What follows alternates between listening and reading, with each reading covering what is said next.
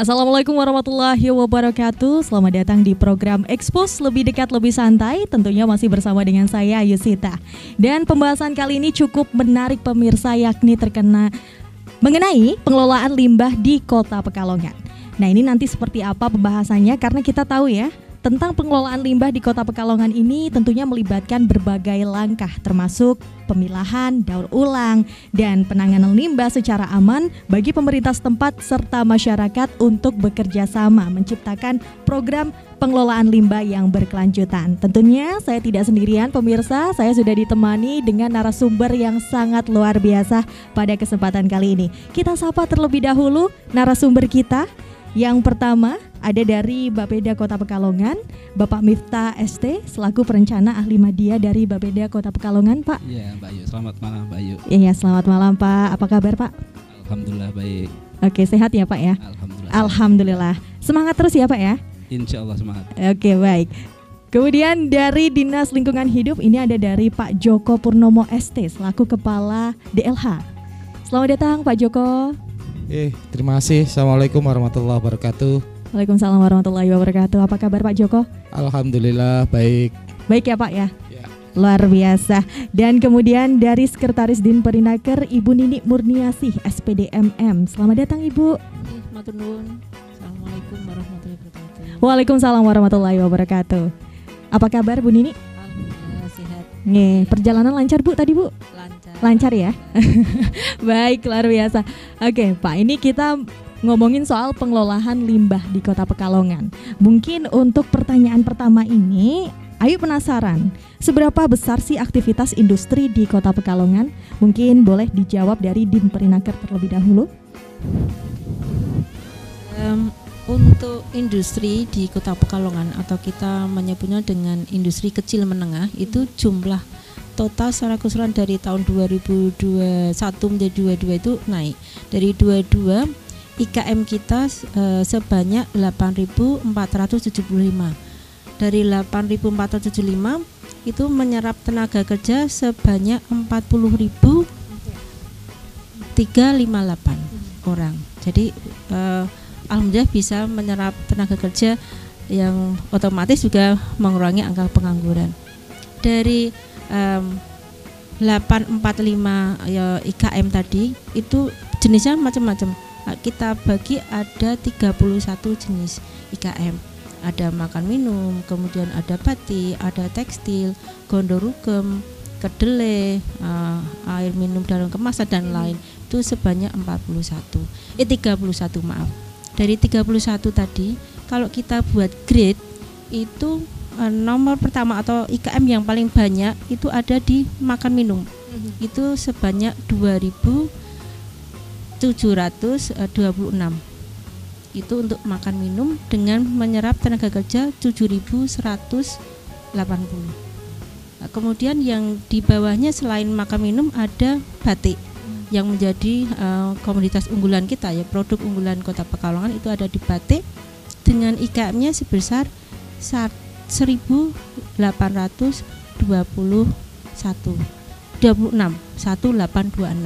dengan menyerap tenaga 11.358. Beda dengan makmin, walaupun makmin IKM-nya banyak, tapi penyerapan tenaga kerja lebih banyak di sektor batik. Karena di batik kan ada yang lorot, ada yang nyelorot dan lain-lain. Beda dengan makan minum.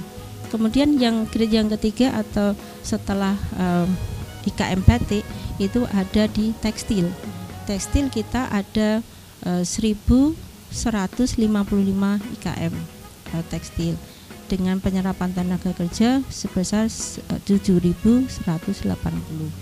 Nah, ini tentu saja sangat membantu kontribusi perekonomian Kota Pekalongan. Jadi sangat membantu PDRB dan seterusnya, sehingga kami berharap industri itu akan terus naik terus dari tahun 2021, 22, 23 itu naik terus, walaupun kita kemarin ditempa Covid, tapi alhamdulillah justru ada kenaikan jumlah industri kecil menengah yang ada di Kota Pekalongan gitu. Oke, berarti seperti itu ya Bu ya, gambaran dari aktivitas seperti seperti itu ya, industri di Kota Pekalongan. Nah, saya mengarah ke Pak Miftah ini. Dari sudut pandang Bapeda Kota Pekalongan ini seperti apa, Pak? Kalau tadi sudah disampaikan oleh Bu Nini ya, sebagian besar aktivitasnya yang sampai menyerap 40.300-an tenaga kerja ya Bu ya. 40.372 tenaga kerja dari penduduk Kota Pekalongan yang sekitar 310.000, luar biasa ya. Kita melihat juga dari sisi pertumbuhan ekonomi. Jadi pertumbuhan ekonomi kita tahun lalu sebesar 5,76%, itu 20%-nya sumbangannya adalah dari industri pengolahan. Artinya sangat signifikan ya, 1/5-nya disumbang dari itu. Di samping tadi ya, menyerap tenaga kerja yang luar biasa. Artinya ini merupakan isu yang sangat strategis karena melibatkan aktivitas ekonomi yang sedemikian besar. Kalau dihitung 1 dari 5 orang Pekalongan berarti ya yang beraktivitas di situ. Tentu perhatian kami terhadap isu ini sangatlah besar, dan ini sangat berdampak bagi masyarakat Kota Pekalongan yang sedemikian luas. Itu Mbak Ayu. Oke, luar biasa. Nah, saya mengarah ke Pak Joko Purnomo ini Pak, terkait jenis limbah industri apa saja yang mungkin dihasilkan di Kota Pekalongan Pak, dipersilakan. Untuk limbah industri tadi disampaikan Bu Nini, ada batik, ada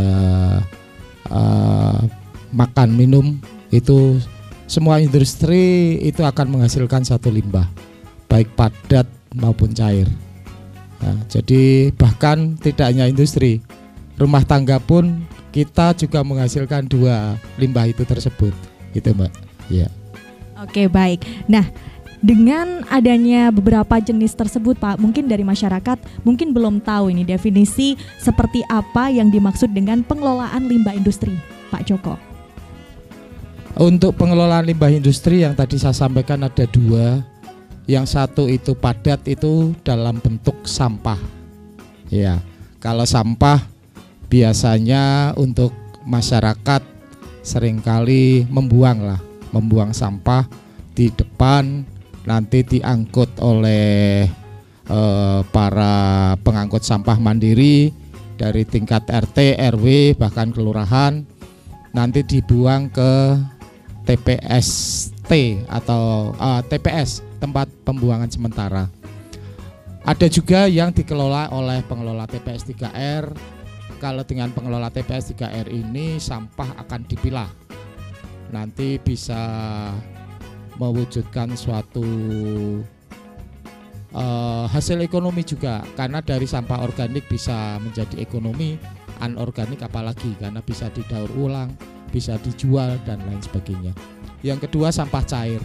Sampah cair dari industri ini memang berbeda-beda karakter karena dari jenis industri yang tadi disampaikan. Kalau untuk pangan ini, Makmin ini biasanya yang agak berat itu di faktor minyak.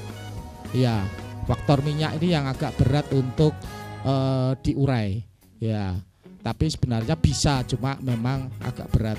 Kalau untuk batik, ya karena sekarang batik ini banyak memakai kimia, itu juga akan sedikit sangat sulit untuk diurai. Yang ketiga, untuk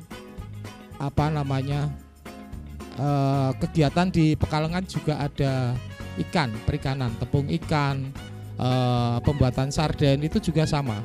Itu agak sulit karena memang walaupun secara awalnya itu dari dari organik atau dari ikan, tapi setelah menjadi limbah itu karena kepekatan juga itu menjadi satu problem, sehingga butuh IPAL yang benar-benar bisa menyelesaikan.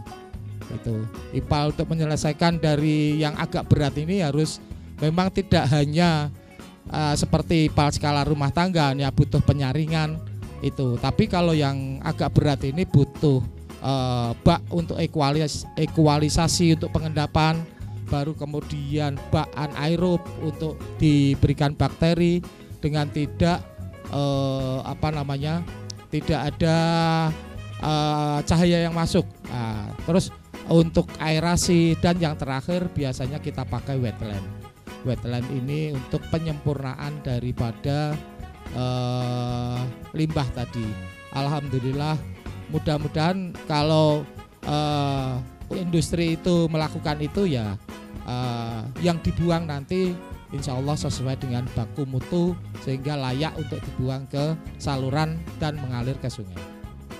Oke, luar biasa Pak Joko. Nah ini saya menyambung ke Pak Miftah ini terkait tadi IPAL sudah disebutkan Pak sama Pak Joko. Nah ini apakah termasuk pengelolaan limbah industri di Kota Pekalongan saat ini IPAL tersebut? Nah dari sudut Bapeda seperti apa?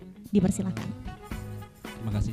Jadi kami memang mensupport terus ya apa yang dilakukan oleh Pak Joko dan teman-teman dan jajarannya, sangat luar biasa ya. Sampai dengan hari ini data yang kami terima dari Pak Joko ini ada 269 usaha yang sudah memproses limbahnya ya melalui IPAL-IPAL.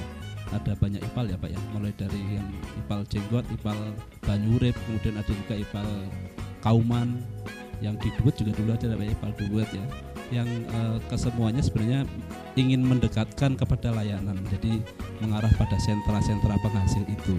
Kemudian data yang kami terima juga adanya peningkatan dari sisi usaha yang melakukan UKL-UPL Pak ya. Ini artinya itu merupakan modal yang bagus ya untuk kita. Di tahun ini kita juga mengadakan riset unggulan yang bertemakan corporate social responsibility empowerment, yang salah satu hasilnya adalah 60% dari pengusaha ini menyadari akan pengolahan itu dan 70%-nya mendukung. Ini modal awal yang sangat besar. Mungkin ada kendala-kendala di sana yang barangkali nanti bisa kita diskusikan bersama. Kira-kira solusi terkait itu apa? Kan tapi kalau merunut tadi ya di awal bagaimana besarnya aktivitas ini, kemudian kita berupaya untuk kemudian mengecilkan dampak atas aktivitas ini untuk kemudian bersama-sama kita bisa merasakan dampak yang lebih baik ya di masa mendatang. Oke, mungkin dari Pak Joko ingin menambahkan Pak terkait IPAL tadi, mungkin ada yang belum diberi penjelasan gitu. Mungkin dari bagaimana pengawasan, kemudian pengendalian limbah, serta gimana meningkatkan partisipasi masyarakat untuk pengelolaan limbah Pak, seperti itu. Untuk Dinas Lingkungan Hidup setiap tahun melaksanakan pengawasan kepada para pelaku usaha atau industri yang berizin. Ini sementara memang secara aturan perundang-undangan kita memang untuk mengawasi yang berizin. Karena yang berizin ini biasanya memang skalanya tidak mikro, tapi minimal dari kecil menengah, itu yang kita awasi. Karena juga dari limbah yang mereka hasilkan juga akan lebih banyak daripada yang skala mikro. Kalau skala mikro mungkin kecil, lah makanya yang kita awasi. Tadi disampaikan Bapeda bahwa kita sudah setiap tahun ada kegiatan pengawasan yang dilaksanakan oleh pengawas lingkungan. Kami punya JF juga tentang pengawas lingkungan yang tugas mereka adalah melakukan pengawasan di pelaku usaha industri menengah maupun kecil yang berizin. Itu yang kita lakukan sehingga di sana ada pengawasan tentang limbah, bagaimana dia sudah ada limbah, ada IPAL apa belum. Terus mereka sudah ada izin lingkungan atau belum. Terus tidak hanya limbah, sampai ke arah asap, sampah, itu semua diawasi oleh mereka.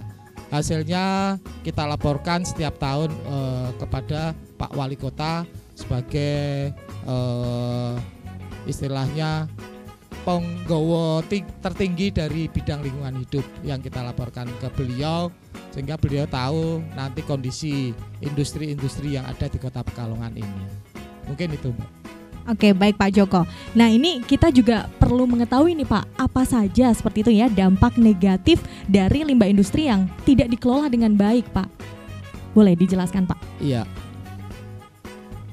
limbah industri ini kalau tidak dikelola ya otomatis akan mencemari lingkungan. Tidak hanya mencemari, akhirnya merusak lingkungan. Kalau sudah merusak, berarti nanti makhluk yang lain, mungkin kalau dia limbah cair, mungkin dari ikan, plankton, apapun akan tidak bisa hidup di air tersebut. Ya, kalau nanti seperti sampah, mereka juga kalau sampah plastik dibuang seperti di TPA campur itu, ya nanti tanah di sana akan akan rusak. Di samping tanah juga di dalam TPA itu juga ada namanya licit. Licit itu hasil dari sampah basah yang keluar. Itu juga sangat berbahaya. Lah itu ya sampah basah itu keluar licit dan itu juga sangat berbahaya, sehingga kami berupaya untuk tadi melakukan pengawasan dalam hal untuk supaya pelaku usaha ini silahkan hasil limbahnya dikelola, diolah sehingga nanti keluar untuk baku mutu sehingga tidak membahayakan lingkungan. Itu yang selalu kami laksanakan setiap tahun. Oke, baik, terima kasih Pak Joko. Bu Nini, Pak Miftah dan Pak Joko, kita masih ingin mengobrol banyak lagi. Jadi pemirsa jangan kemana-mana, tetap di Expose Lebih Dekat Lebih Santai.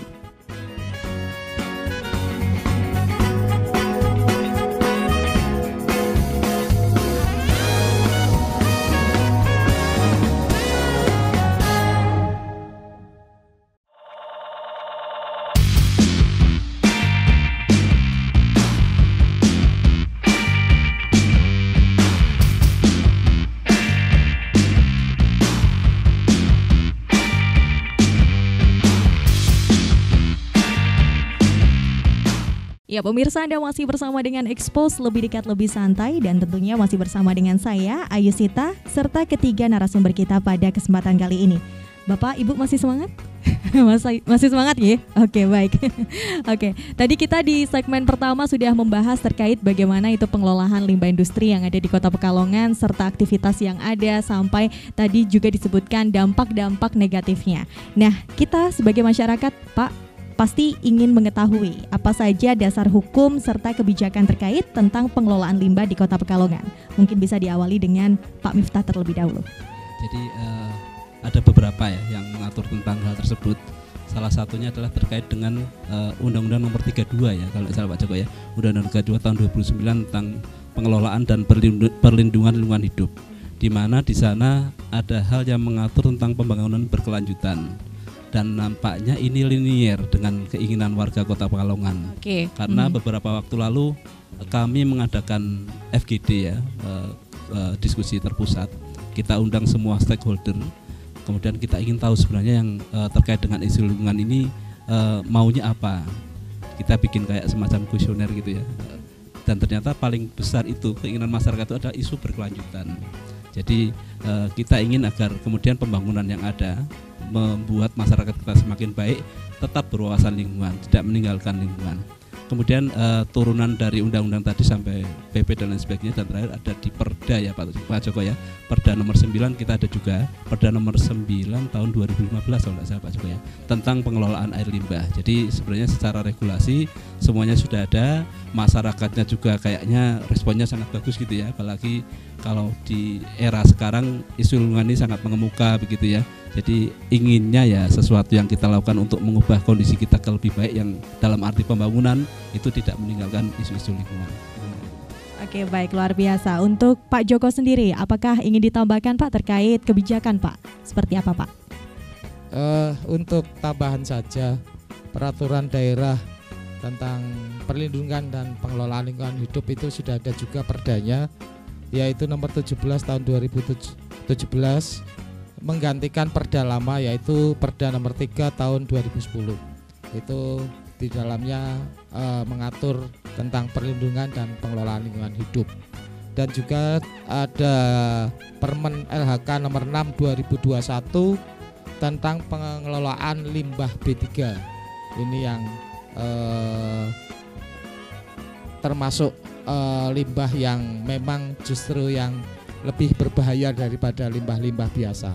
Ini B3 biasanya rumah sakit itu limbah B3 dari bekas dari alat-alat kesehatan, jarum suntik, macam-macam lah di sana itu diatur semua.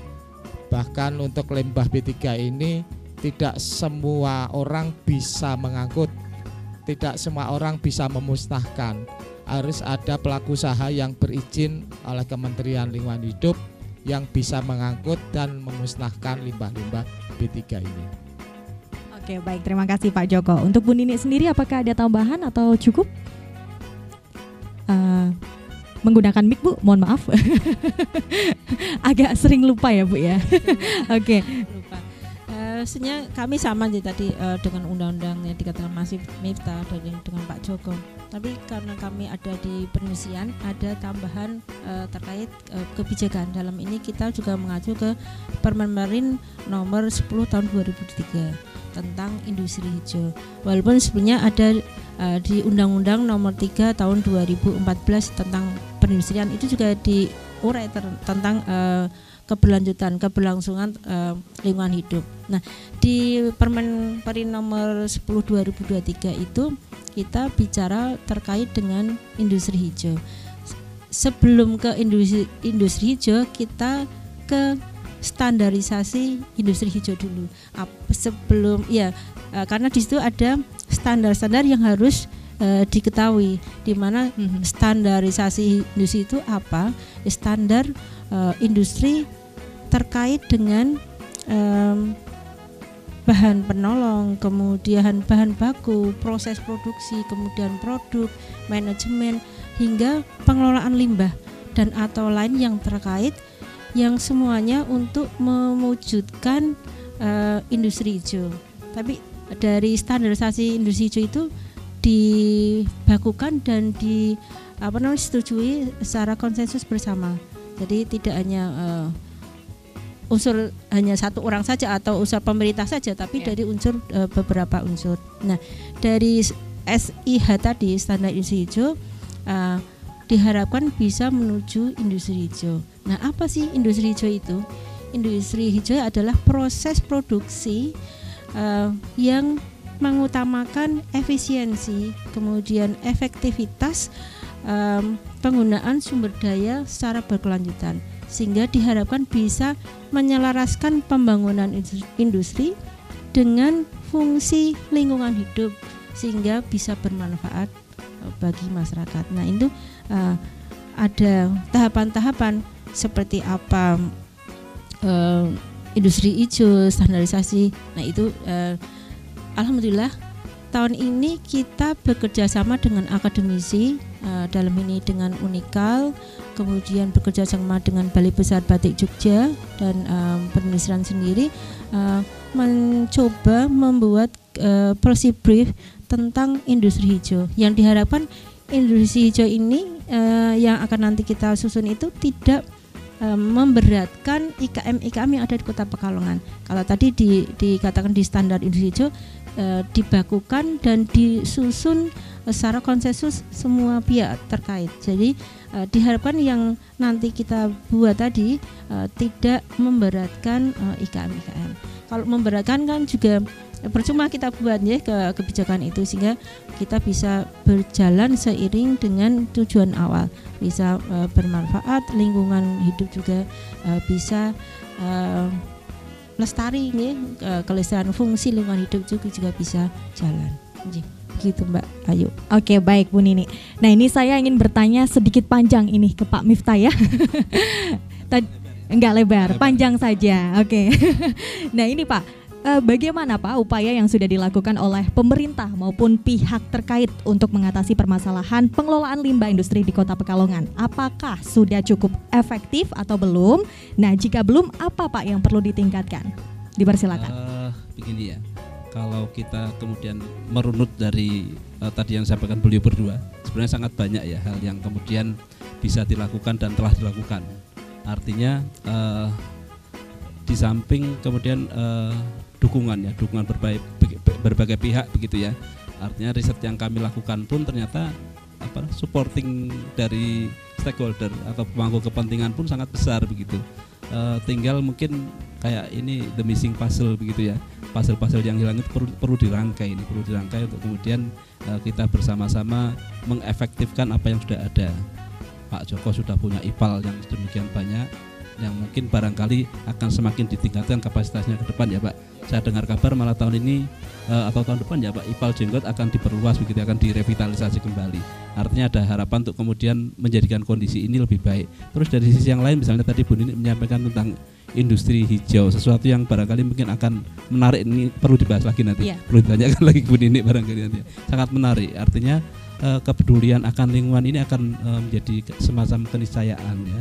Dan harapan kami dari Bapeda ini merupakan suatu isu yang sangat bagus untuk kemudian diorkestrasi oleh pemerintah kemudian ya, menemukan aktor-aktor dengan kemudian dampak-dampaknya begitu ya, dan upayanya sudah sedemikian real, regulasinya sudah sangat mendukung, masyarakatnya sendiri supporting, so sepertinya apa yang kurang ya, tinggal mungkin mewujudkannya barangkali. Benang-benang khususnya mungkin barangkali perlu kita udari begitu ya, kalau bahasa Jawa kita udari satu demi satu. Kami pun berupaya untuk melakukan berbagai riset, kajian-kajian yang melibatkan banyak pihak. Selain itu juga kami berkolaborasi juga dengan banyak pihak ya, tidak hanya kemudian dari sisi akademisi, kemudian ada juga dari NGO, bahkan dengan pemerintah Belanda ya Pak Joko ya kemarin ya, melalui program Blue Deal atau perjanjian biru yang salah satunya terkait dengan pengelolaan manajemen air. Jadi di manajemen air ini ya termasuk kemudian ada banjir dan rob, kemudian juga bagaimana air limbah ya. Ini kami harapan kedepannya Kota Pahlawan akan semakin lebih baik ya. Dengan kondisi yang ada sekarang ini, kemudian pendekatan yang dilakukan adalah mendekati persebaran dari tadi industri-industri tadi. Kalau tadi Bu Nini menyampaikan segitu banyaknya 8.400-an begitu Bu ya. Dan ini tersebar begitu Bu ya. Tidak kemudian seperti Batang yang punya kawasan industri barangkali itu akan lebih mudah. Tapi apabila itu tersebar ini menjadi tantangan tersendiri. Mungkin skalanya barangkali bisa lebih kecil. Kita juga pernah punya pemenang lomba kreativitas dan inovasi masyarakat. Itu pemenangnya dari SMK Muhammadiyah Mbak. Jadi SMK Muhammadiyah ini membuat pengolahan limbah skalanya kecil gitu ya, bisa digunakan untuk skala industri IKM ya. Kalau tidak salah Bu Nini ya jurinya waktu itu ya. Oh iya. Artinya dengan sesuatu yang murah pun bisa untuk digunakan sebagai pengolah limbah. Dan bahkan mungkin tadi yang Pak Joko tadi rintisannya yang dengan wetland barangkali bisa dipakai wetland yang skalanya kecil barangkali Pak ya nantinya. Mungkin Pak Joko bisa menjelaskan. Gitu Mbak. Oke, baik. Nah, silahkan Pak Joko. Tadi sudah disampaikan terkait pertanyaan yang ada ya. Ini bagaimana dari Dinas Lingkungan Hidup?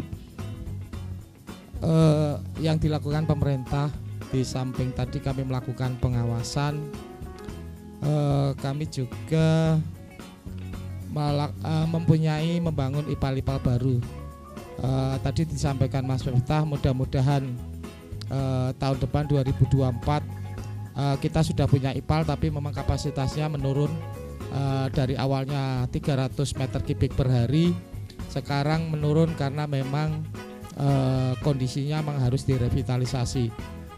Kita sudah mengajukan proposal ke provinsi, saat ini sedang dibahas oleh pemerintah provinsi, untuk anggarannya nanti akan turun berapa untuk pengembangan atau revitalisasi dari IPAL yang ada. Sehingga kami harapkan, karena di Jenggot itu kurang lebih limbah yang masuk itu kurang lebih sekitar 750 sampai 1000 kubik per hari. Ya. Lah itu ya memang campur, tidak hanya limbah dari industri batik saja, tapi juga termasuk limbah rumah tangga, limbah domestik. Itu kita upayakan semua masuk ke IPAL, sehingga setelah masuk IPAL ini keluar ke saluran dan ke sungai itu sudah menjadi aman. Itu yang kita lakukan. Kita juga dalam pengawasan jelas itu bahwa kita mengecek apakah dalam dokumen perizinan lingkungan itu sesuai tidak dilaksanakan oleh mereka. Karena kadang dokumen itu bisa setinggi langit, muluk-muluk, tapi kenyataannya di lapangan tidak dilakukan. Nah, karena kita juga ditarget juga oleh Kementerian Lingkungan Hidup, indeks kualitas udara, indeks kualitas air, indeks tutupan lahan, itu semuanya harus diupayakan untuk meningkat sehingga mempunyai nilai yang minimal baik. Ya sementara ini sih masih hanya indeks kualitas udara yang di Pekalongan ini baik, yang lainnya masih agak kurang, tapi kita kejar terus supaya indeks ini akan semakin meningkat sehingga ke depan akan meningkatkan juga taraf kesehatan masyarakat, dan mudah-mudahan dengan masyarakat yang sehat, mudah-mudahan Kota Pekalongan menjadi akan lebih sejahtera dan makmur. Itu, Mbak. Oke, baik, terima kasih Pak Joko. Mungkin dari Bu Nini akan menambahkan sedikit atau terkait tentang apa ini dari Din Perinaker, dipersilakan. Terkait dengan apa yang sudah kita lakukan untuk industri dari awal industri itu berizin, kami melakukan VERTEK namanya, verifikasi teknis di lapangan. Jadi kami turun ke lapangan menanyakan administrasi maupun legalitas maupun fisik industri itu ada apa tidak. Jangan sampai karena saat ini kan izin itu bisa online, Mbak. Jadi kita harus turun ke lapangan. Jangan sampai kita ada data tapi tidak ada bukti fisik perusahaan itu ada, sehingga kita turun ke lapangan, kita cek keberadaannya. Nah, itu kita juga melihat apakah ada UKL-UPL yang ada di usaha tersebut, di industri tersebut. Kemudian dari perencanaan awal itu, setelah benar, kita baru merekomendasi lewat aplikasi juga yang ada di OSS RPA. Kami setiap tahun sekali kami mengadakan kegiatan namanya produksi bersih. Jadi sebelum ada industri hijau, kami sudah melaksanakan kegiatan industri bersih, di mana kami juga mengundang atau bermitra dengan Balai Besar Limbah yang ada di Semarang, kemudian ada di Jogja, Balai Besar Batik Jogja, kemudian juga dengan DLH. Jadi kita bersama-sama mensosialisasi tentang bagaimana mengelola limbah baik yang diproduksi oleh industri tersebut. Bahkan tahun ini kita tidak hanya sosialisasi di tempat saja di ruangan, tapi kita juga ke lapangan. Kita ajak teman-teman yang kita sosialisasi tadi, kita ajak kemarin ke Ravenna. Kebetulan Ravenna ada pengolahan limbah, jadi mereka biar tahu cara mengelola limbah di Ravenna seperti apa. Kita ajak juga kemarin pengolahan limbah di Jenggot. Jadi kita variatifnya, tidak bosan, tidak hanya di ruangan saja, sambil teman-teman bisa berpikir. Kemudian kemarin juga tahun ini ya kita ajak ke SMK Muhammadiyah yang kemarin menjadi pemenang lomba itu, kita ajak ke sana karena nominalnya dengan teman-teman yang perusahaannya seperti Ravenna tadi, dengan produk yang dihasilkan oleh STM Muhammadiyah itu lebih murah, sehingga diharapkan teman-teman IKM yang industri kecil tadi bisa mencontoh atau bisa pesan di SMK tersebut. Kalau tidak salah hanya sekitar 8 juta. Jadi 8 juta itu dengan skala rumah tangga insya Allah masih bisa bisa dipakai begitu terkait dengan industri terutama di limbahnya gitu, Mbak. Oke Bu Nini, terima kasih. Pak, Bu, kita masih membahas lebih banyak lagi terkait tema hari ini. Jadi pemirsa jangan kemana-mana, tetap di Expose Lebih Dekat Lebih Santai.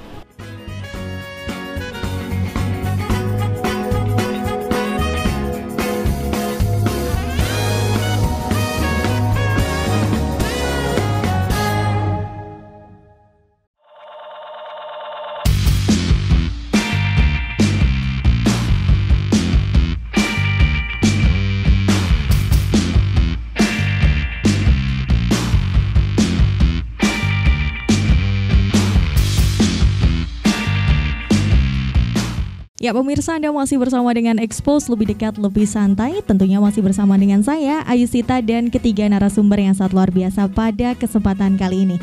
Pak Bu masih semangat? Oke, baik. Tadi kita sudah membahas berbagai macam seperti itu ya, terkait tentang dasar hukum, pengelolaan limbah, kemudian tadi upaya dari pemerintah itu seperti apa, stakeholder terkait itu bagaimana agar bisa efektif. Nah sekarang Rahayu dan mungkin masyarakat yang sedang menonton ini penasaran, bagaimanakah peran para pengusaha untuk memastikan pengolahan limbah industri yang dilakukan sesuai dengan peraturan dan standar lingkungan? Mungkin dari Pak Joko boleh menjawab. Oke. Terima kasih. IPAL yang ada di industri memang berbagai macam sistem sebenarnya, banyak sekali sistem yang mereka bangun dengan anggaran yang bervariatif juga, ada yang dengan sistem yang agak murah sampai ke arah yang mahal. Kata kuncinya sebenarnya satu, air yang masuk itu, air buangan limbah itu di awal dan terproses di dalam IPAL, keluar diuji di laboratorium. Kami sudah punya laboratorium lingkungan yang terakreditasi. Alhamdulillah tahun 2023 ini kami terakreditasi sehingga menjadi salah satu rujukan untuk pengetesan air limbah ini. Setelah dites itu kondisi air yang keluar dari IPAL ini sudah baku mutu, di bawah baku mutu, sehingga ya itu sudah layak untuk bisa mengalir ke saluran. Bahkan sekarang ini Kabupaten Pekalongan kita malah dapat orderan untuk pengetesan air limbah di kabupaten, karena kabupaten belum ada laboratorium lingkungannya, sedangkan kita sudah ada, sehingga mereka melakukan pengetesan di tempat kami. Alhamdulillah itu bisa kita lakukan. Mudah-mudahan ke depan lab kami juga terus bisa terakreditasi, karena akan diuji setiap 2 tahun sekali. Untuk memenuhi standar akreditasi ini sangat berat sekali, memang harus kita tempuh dengan mungkin sekitar 3 tahun baru kita dapat terakreditasi ini. Itu Mbak, secara kuncinya air keluar, baku mutu, selesai. Itu berarti silahkan dibuang untuk ke saluran dan ke sungai. Oke, nah itu bisa jadi catatan ya Pak ya untuk masyarakat kita yang mungkin sedang menonton kali ini. Nah kemudian pertanyaan selanjutnya ini Pak Bu, terkait bagaimana sih cara mengatasi permasalahan pengelolaan limbah industri di Kota Pekalongan. Mungkin dari Bapeda terlebih dahulu, nanti disambung Pak Joko dan Bu Nini. Monggo Pak Miftah. Saya ingin menyampaikan data yang menarik terkait hal ini. Jadi di tahun ini kami bekerja sama dengan Unikal. Jadi ada data hasil riset tersebut, salah satunya 68% pelaku usaha itu tahu tentang peraturan yang ada di Kota Pekalongan terkait dengan pengelolaan limbah. Dari 68% ini, kemudian hasil riset berikutnya adalah 61%-nya mendukung upaya penegakan peraturan tersebut. Dan yang paling menarik adalah 80% dari pelaku usaha itu sudah berupaya untuk melakukan pengelolaan limbah, meskipun bisa jadi upayanya belum maksimal. Artinya apa yang ingin kita simpulkan dari ini adalah itikat baik mereka ya, itikat baik pelaku usaha untuk kemudian tidak hanya sekedar berusaha karena ada efek lain yang ditimbulkan, mereka sudah berupaya untuk merubah kondisi itu menjadi lebih baik. Nah, kalau tadi disampaikan Pak Joko, pengolahan limbahnya sudah, toolsnya sudah sedemikian banyak nih, sampai kemudian monitoring monefnya ya, monitoring evaluasinya juga sudah banyak. Bahkan yang di kabupaten saja mengujikannya ke Pak Joko ini. Artinya kalau saya melihat memang instrumennya sangat lengkap gitu ya. Tinggal mungkin memadukan tadi ya antara keinginan, termasuk keinginan warga Kota Pekalongan, saya yakin itu ya, untuk kemudian menjadikan pengelolaan limbah ini menjadi isu, tidak hanya sebatas kemudian konteksnya adalah wacana, tapi kemudian sudah dilaksanakan gitu ya. Adapun hasil saya yakin DLH pasti akan melakukan monitoring secara berkala untuk kemudian menjadikan kondisi ini lebih baik, karena pada prinsipnya adalah pengolahan limbah yang dilakukan ini kan mengurai senyawa-senyawa yang berbahaya begitu Pak Joko ya, yang tadinya bisa mengakibatkan dampak yang tidak baik bagi lingkungan untuk kemudian menjadi lebih baik.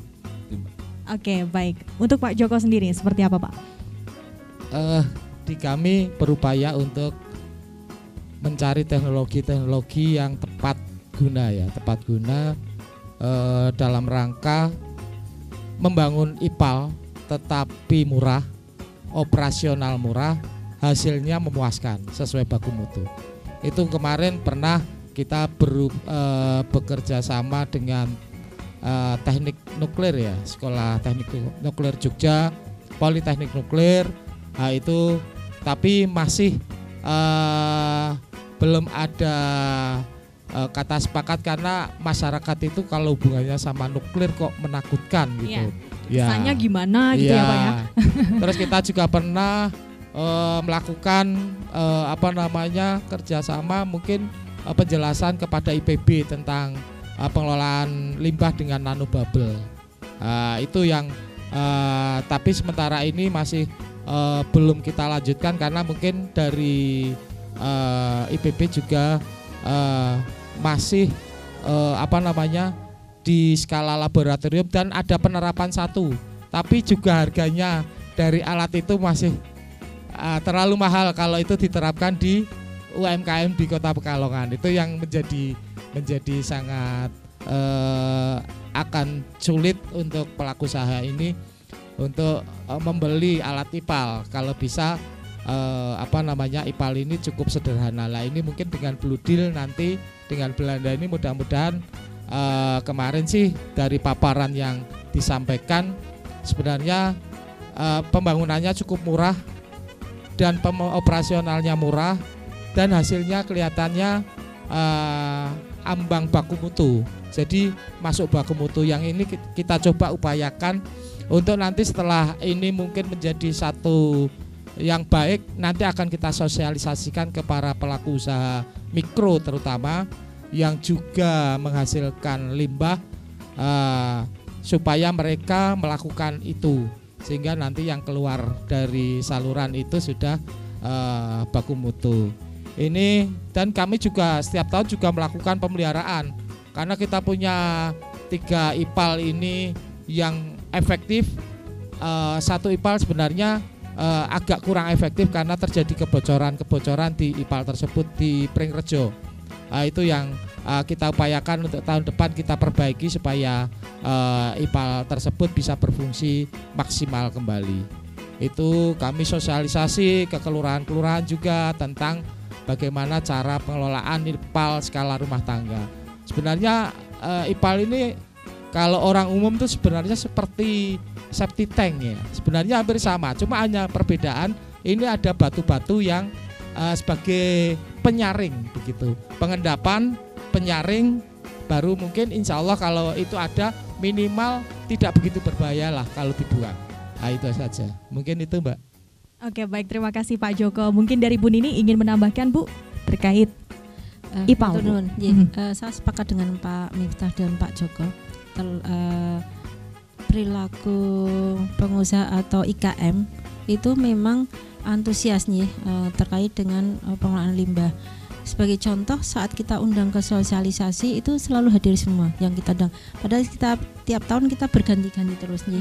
Tidak hanya batik saja tapi IKM yang menyumbang limbah itu akan kita undang. Sebagai contoh misalnya teh misalnya dari teh, kemudian dari makan minum, batik, kemudian dari sektor lain seperti kedelai, tahu, tempe dan lain itu kita undang. Itu juga selalu hadir dan alhamdulillah memang berantusias dalam arti pengen mengetahui bagaimana caranya mengelola limbah yang produk yang mereka hasilkan. Kemudian karena IKM kita tuh tersebar seperti tidak seperti di Batang, tersebar di 4 kecamatan tadi, memang pengelolaannya agak berbeda dengan yang satu kawasan. Nah, inilah kita menggunakan IPAL komunal yang sudah dibangun oleh DLH. Memang masih belum mencukupi karena dengan 8.475 IKM itu otomatis memang perlu sumber daya dana juga yang besar gitu. Jadi memang belum maksimal. Tapi untuk peran serta masyarakat ada yang care ya, ada yang care terkait dengan pengelolaan limbah. Ya, itu untuk yang walaupun memang ada juga yang 1-2 yang masih perlu kita sadarkan fungsi penggunaan IPAL. Jika tidak punya IPAL sendiri, mandiri bisa menggunakan IPAL komunal. Itu yang harus kita selalu kita sosialisasikan ke mereka sehingga mereka menyadari arti atau fungsi dari IPAL sehingga tidak mengganggu lingkungan. Otomatis lingkungan itu ya tidak hanya lingkungan di lingkungan mereka tapi juga nanti akan kemana-mana ke satu kota ini begitu. Jadi kita tetap bersosialisasi ke IKM-IKM tersebut. Oke, baik, terima kasih Bu Nini. Nah ini Pak, menuju pertanyaan terakhir ini Pak. Bagaimana syarat dan cara pengajuan izin instalasi pengolahan air limbah atau IPAL sendiri Pak Joko? Kemudian apa sih Pak harapan untuk masyarakat dan para pengusaha untuk keberlanjutan industri ke depannya? Nanti boleh disambung oleh Pak Miftah serta Bu Nini untuk harapan. Dipersilakan Pak Joko. Ya, terima kasih. Yang pertama memang dari awal izin itu memang sesuai dengan risiko. Kalau resiko rendah biasanya mereka hanya mengurus SPPL. Untuk resiko sedang mereka biasa UKL UPL, dan mungkin resiko tinggi sampai dengan AMDAL dan mungkin syarat-syarat lain sesuai dengan ketentuan. Kalau untuk membangun IPAL memang mereka harus membuat pertek, istilahnya persetujuan teknik. Ya ini juga agak memang tidak bisa dibuat sendiri, harus mempergunakan konsultan biasanya. Ya karena kemampuan dirinya untuk mengajukan satu kegiatan ini memang agak sulit. Nah, ini pertek mereka harus buat. Lah, dari pertek ini mudah-mudahan sih aturan ini mungkin baru tahun 2022. Tahun 2022 kita terapkan karena aturan baru Undang-Undang Cipta Kerja ini turunannya banyak sekali. Dan sampai sekarang juga agak kita juga kedodoran untuk mengikuti aturan-aturan yang ada di sana karena ketebalannya aturan itu sangat luar biasa sekali. Ya untuk ke depan bagi kami berharap masyarakat semuanya pelaku usaha yang menghasilkan satu limbah baik padat maupun limbah cair diupayakan untuk mengelolanya dengan baik. Ya, sehingga dari dampak pengelolaan yang baik itu nanti akan menghasilkan satu masyarakat atau kesehatan masyarakat menjadi akan lebih baik. Itu saja harapan kami sehingga para pelaku usaha ini punya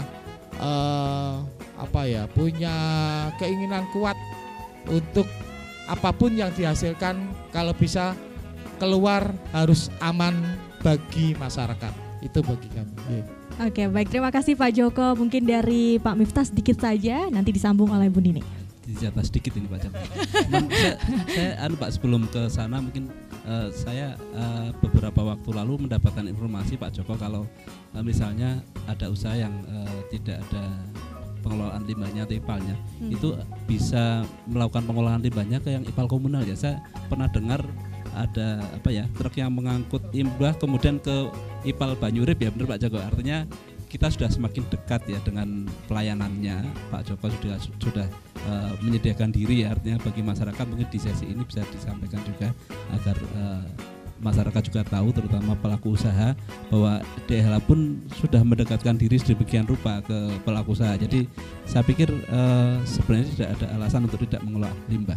Nah, kemudian terkait dengan tadi harapan tadi, ini sesuai juga dengan harapan masyarakat dalam diskusi kami terkait dengan rencana penyusunan pembangunan jangka panjang.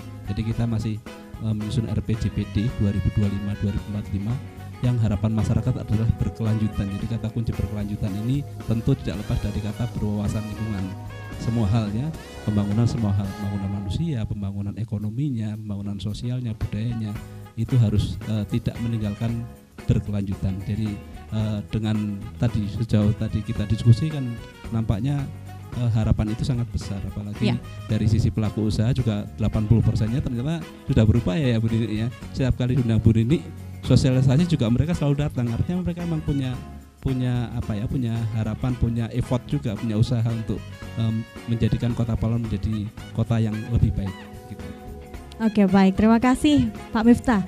Bu Nini, dipersilakan Bu, sedikit saja Bu. Sedikit. Harapannya kalau IKM tadi ya melaksanakan produksinya menggunakan tadi industri bersih, insya Allah lingkungan akan lestari, fungsi lingkungan hidup akan lestari, karena di mana industri hijau itu mengutamakan efisiensi dan efektivitas sumber daya yang secara berkelanjutan, di mana di industri hijau tadi efektif tadi maupun efisien itu bahan baku, bahan penolong, kemudian proses itu bisa diefektifkan. Sebagai contoh, hasil dari produksinya, misalnya airnya itu bisa didaur ulang, bisa dipakai lagi, sehingga tidak menggunakan atau menggunakan air yang berlebihan. Ya. Itu yang dari sumber air. Belum dari hasil produknya. Jadi produknya itu bisa diolah menjadi inovasi baru atau menjadi kerajinan, menjadi craft. Jadi tidak ada limbah yang terbuang, semua akan dihitung. Kalau nanti masuk di industri hijau, dari manajemen itu dihitung semua serinci, bahan masuk dihitung berapa, keluar berapa, nanti sampai output keluar itu sampai terhitung satu produknya itu berapa jenis baju atau kain itu dihasilkan. Hasilnya yang dari kain perca itu juga akan dibuat kerajinan, itu juga akan dihitung. Bahkan yang cacat, kain yang cacat itu bisa juga dibuat kain tapi beda begitu. Jadi dengan industri hijau kalau benar-benar diterapkan itu amat sangat membantu kami. Tidak hanya di lingkungan tapi dari pendanaan dari perusahaan tersebut juga akan menghemat. Kemudian sebenarnya ini tantangan Bapak. Tantangannya di industri hijau itu ternyata di Pekalongan itu belum ada yang punya sertifikat industri hijau. Nah, ini tantangan kami selaku dinas pembina industri. Kita akan berupaya untuk bisa mendapatkan sertifikat hijau. Nah, alhamdulillah dari teman-teman saat kita kumpul itu ada yang menawarkan diri untuk dibantu mendapatkan sertifikat hijau. Nah, inilah fungsi kami selaku dinas pembina itu. Nanti insya Allah akan kita bantu dari segi manajemen, pembukuan sampai kegiatan proses produksinya, kita bantu agar bisa memperoleh industri hijau. Alhamdulillah, mudah-mudahan ini bisa terwujud. Emang kita penghasil batik, tapi ternyata belum ada yang punya sertifikat itu. Oke, baik. Terima kasih Bu Nini, Pak Miftah dan Pak Joko atas waktunya hari ini tentang kita sudah sharing berbagai macam bagaimana pengelolaan limbah industri di Kota Pekalongan. Dan tentunya terima kasih untuk pemirsa yang di rumah, dan saya Yusita pamit undur diri. Wabillahi taufik wal hidayah. Wassalamualaikum warahmatullahi wabarakatuh.